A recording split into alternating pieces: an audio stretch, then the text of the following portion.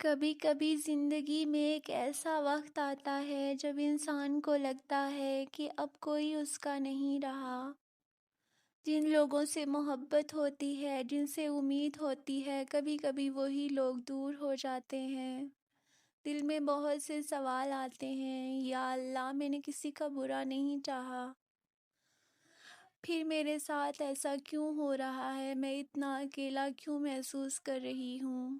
لیکن شاید ہم یہ بھول جاتے ہیں کہ اللہ اپنے بندے کو تنہائی میں بھی دیکھ رہا ہوتا ہے۔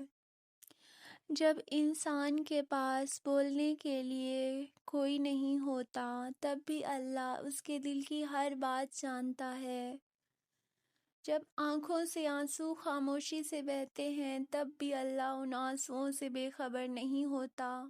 کبھی کبھی اللہ انسان کے آس پاس کے سہارے کم کر دیتا ہے، تاکہ انسان اپنے اصل سہارے کو پہچان سکے۔ ہم لوگوں کے دروازوں پر امید لے کے جاتے ہیں، لیکن اللہ چاہتا ہے کہ ہم اپنا دل سب سے پہلے اسی کے سامنے رکھیں۔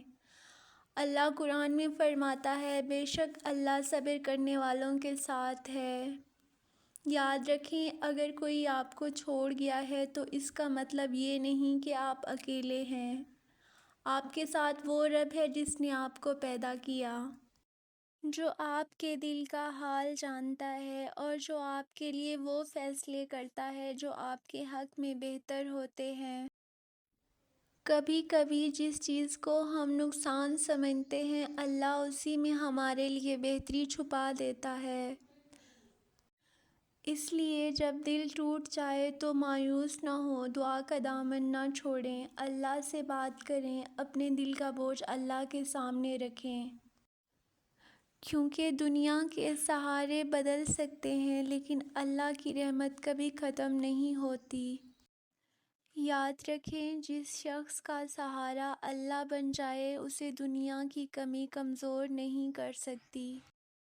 اور ہاں، اگر لفظوں نے دل چھو لیا ہو تو آیت نور چینل کو سبسکرائب کر لیں۔